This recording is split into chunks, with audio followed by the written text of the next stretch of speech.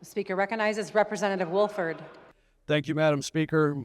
Thank you for your for this opportunity to speak in support of House Bill 4765. And now the truth. Michigan families are tired of wondering whether their vote still counts. We've seen documented instances where non-citizens ended up on the voter file, not only in Michigan, but around the country. It's important to remember that every improper ballot cancels out the lawful vote of a Michigan citizen. So no chaos, no games, no dissolution of citizen votes. This is not partisan. In fact, actual polls show over 80% of Americans, including large majorities of Democrats and independents, support requiring proof of citizenship to vote. So this isn't a matter of party, it's about basic fairness. But for me, this is also very personal. My wife is American of Mexican heritage. Her parents came here, and like others, they have the same story.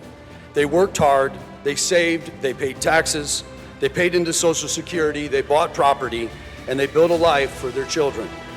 They love this country, and they themselves proudly have earned the right to vote. Like those in the early 1900s, Germans, Italians, Polish, those who came legally and started businesses, they built houses, they stood in line, passed exams, and pledged allegiance to America. German families did it, Italians, Polish, they did it, Vietnam refugees did it, Indian professionals did it, and they did it because they respected citizenship so much that they earned it. Citizenship was not handed to them, it was earned. So how dare we diminish the sacrifice allowing non-citizens to participate in elections? How dare we take from those who followed the law, paid taxes, and built this country, and then tell them that citizenship no longer carries that unique responsibility or privilege? Also, we wouldn't be having this debate if our borders were secure, period. Open borders equal non-citizen voting. And make no mistake about it, we're facing a very serious problem in this country. A recent federal study shows that 64% of all arrests by federal authorities involve non-citizens. Many of these individuals entered this country illegally and are now residing here unlawfully. Think about it. In most countries, if you break immigration laws, the punishment is swift. Deportation, fines, and detention. Some countries deny entry for years if someone attempts to overstay or circumvent the legal process. I can tell you this from personal experience because I've traveled to 13 countries. I had to tell them my business, why I was there, how long I was going to stay, and my location. Yet here in America, we reward those who break the law by allowing them to remain, and in some cases, participate in elections before those who patiently waited in line. So why would anybody choose to wait in line? Follow the rules and earn citizenship the right way if others can bypass the system. American citizenship is unique. It is precious, it's earned, and we must protect it. I also speak to you as a United States Marine, my wife earning the title Marine and United States Army soldier. My daughter's a United States Marine. Service and sacrifice are not abstract ideas to me and my family.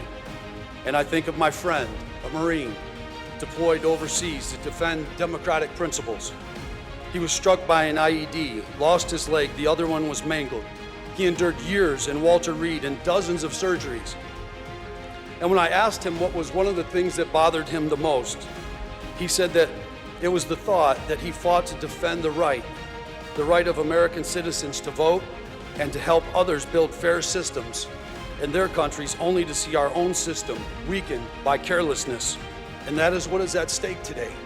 Our Declaration of Independence declares that the government derives its power, their just powers, from the consent of the governed. That means citizens.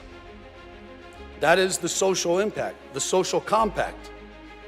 The United States Constitution structures a republic where political power flows from its citizens. Even leaders across party lines have recognized this. President Barack Obama said, The right to vote is the foundation of our democracy.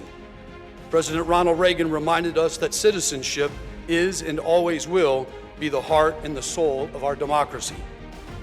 Now, I anticipate, as we've heard, that some will argue that this bill somehow hurts women. And I find that claim deeply disheartening. To suggest that women are less capable of meeting the same citizenship verification standards as men is truly offensive. Women serve in combat. Women run businesses. They raise families. Women have earned degrees, built communities, and fought for their own right to vote.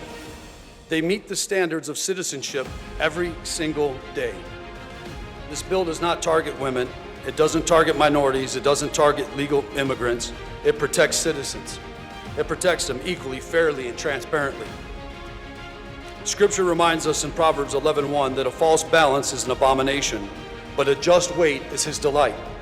And in 1 Corinthians 14:40 says, let all things be decent and in order. An honest system, clear rules, and equal standards. That's what this bill establishes. House Bill 4765 does not change who becomes a citizen. It does not alter naturalization. It simply affirms that in Michigan, voting in our state and local elections is reserved for its citizens and citizens alone. As it has always been understood in American law and tradition. In Michigan, your vote as a Michigan citizen is sacred. This is not a red issue. It's not a blue issue. It truly is a red, white, and blue issue. So let us pass House Bill 4765 and send a clear message that citizenship matters, the rule of law matters, and that every voice and every lawful voter in this state will be protected. Thank you, Madam Speaker.